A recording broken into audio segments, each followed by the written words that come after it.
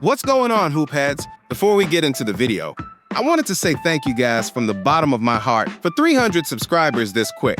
Y'all pulling up faster than Steph does off those corner screens. We're not stopping here, though. Apparently, Kawhi and the Clippers have been up to some trouble, and I know just the guy to call to figure out this story. How's it going, guys? My name is Chris, and we're going to be talking about something crazy today. So maybe you guys have heard the suspected report that LA may have been paying Kawhi Leonard under the table. This morning we had a podcast come out by a guy named Pablo Torre finds out, and apparently Kawhi Leonard signed a $28 million endorsement deal for a no-show job with a fraudulent tree planting company. I don't know what all this is. We're going to listen to them real quick, and I'll kind of go into it afterwards. Is that NBA executives were suspicious of how Steve Ballmer's Clippers landed the most valuable free agent on the market, Kawhi Leonard. That the NBA did not find that Ballmer got Kawhi by sweetening their offer. But also that in March 2025, this celebrity-endorsed, multi-billion-dollar, allegedly fraudulent tree brokerage named Aspiration, which promises to clear your conscience and your emissions, they file for bankruptcy. And this is where the clue is. What David's looking at with his glasses on is a bankruptcy filing, and there's a list of creditors. The entities to which Aspiration and all of their alleged fraudulence still owes the most money. And what I noticed is what David is noticing right now, which is that on that list of creditors, up near the top, above the Boston Red Sox, is an LLC. And that's exactly what we were afraid of. If this is true, that KL2 Aspire at the number 4 spot you see right there could be Kawhi Leonard. And if that's the case, there's some serious problems coming for both the Clippers and Kawhi Leonard. The NBA does not play around when it comes to this, and we haven't seen something like this in a while, if ever, to be honest. But that's not exactly what I'm here to talk to you guys today about. We have to actually address the elephant in the room, which is the Second Apron. This thing is horrible, guys. I mean, it's horrible. And it's not just going to be this either. I'm going to break it down for you guys pretty quickly and hopefully explain to you just how bad this actually is. About a month ago, Mr.Basketball dropped a video talking about 5 free agents who really shouldn't be free agents and why the Second Apron has a real problem. Now, people didn't really seem to buy it back then. We had a lot of conversations about things like, oh, well, restricted free agents, they tend to go a little bit later into the off season, and sometimes negotiations can push that. But I want to show you guys something terrible. So in this list, I had 5 players: Cam Thomas, Josh Giddey, Quentin Grimes, Jonathan Kuminga, and Russell Westbrook. Now, what do all 5 of them have in common? Neither one of them are still on the team. Now, if you're not terrified about that yet, I want you guys to understand something. This is not normal. Right now, there is no space for them to go. Despite the fact that these guys are high-level players, their value doesn't exist in the NBA because of the artificial demand, and I think this has something to do with it. Now, I want you guys to take a look at something. I've opened up this little chart here to hopefully break down how the Second Apron works, and then we'll get into how this actually applies into the NBA afterwards.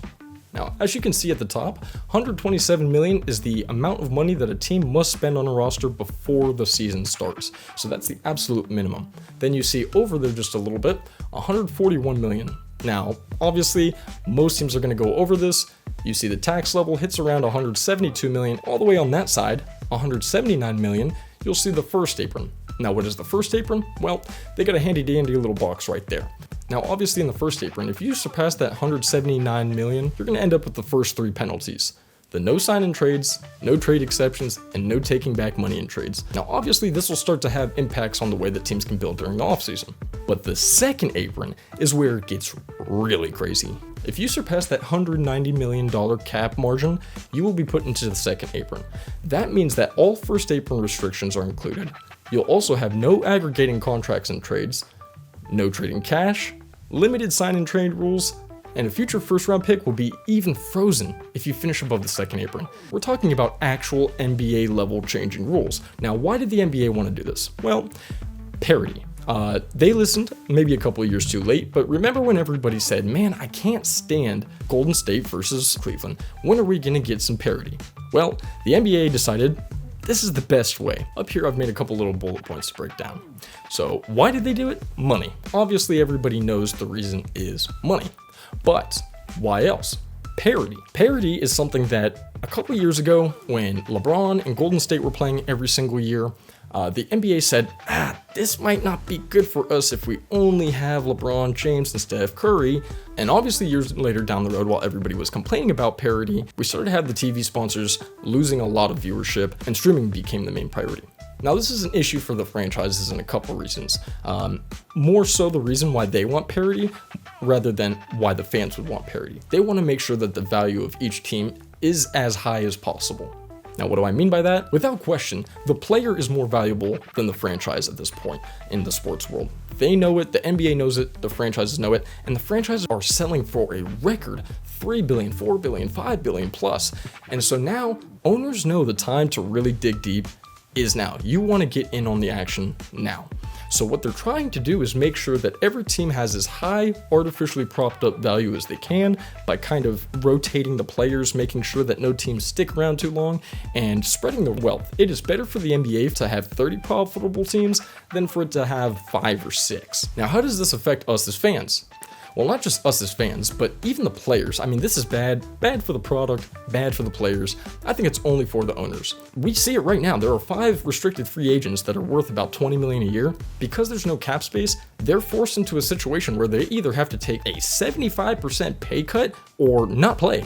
And this is not something that, honestly, I think the NBA even anticipated this quickly, but it's already a serious problem. Because guys like Jonathan Kuminga, guys like Josh Giddey, guys like Cam Thomas, a 25-point per game scorer, they're not going to just take $5 million. They're not going to do that.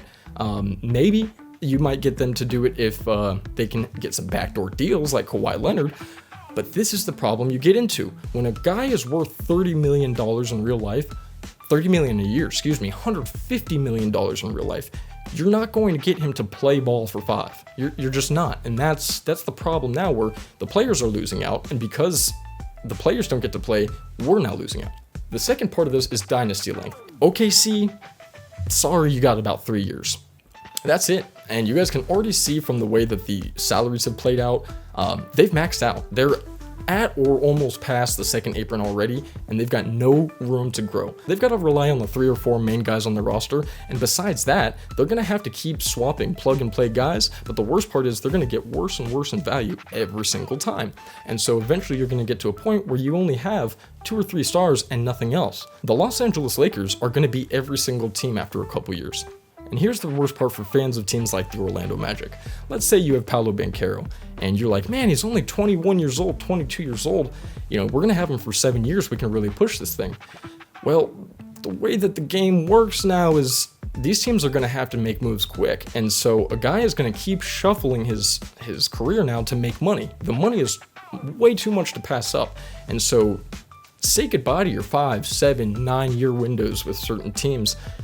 That's it. You're going to get 3 years, 2 years.